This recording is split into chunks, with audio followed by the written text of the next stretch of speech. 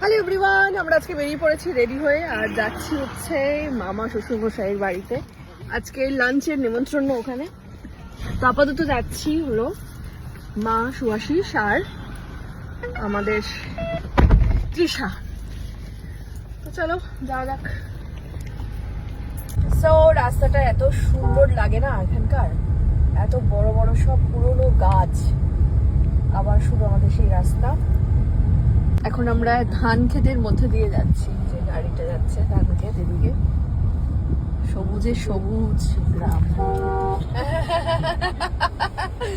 ভীষণ সুন্দর। পুরো গ্রামের মধ্যে দিয়ে যাচ্ছি আমরা, গ্রামীণ রাস্তা, অসাধারণ লাগছে। এবারে আমরা যাচ্ছি পটল ক্ষেত, লঙ্কা ক্ষেত, তার মধ্যে দিয়ে। কেমন লাগছে তোমাদের বলো? এত সুন্দর একটা লোকেশন, তার মধ্যে থেকে যাওয়া।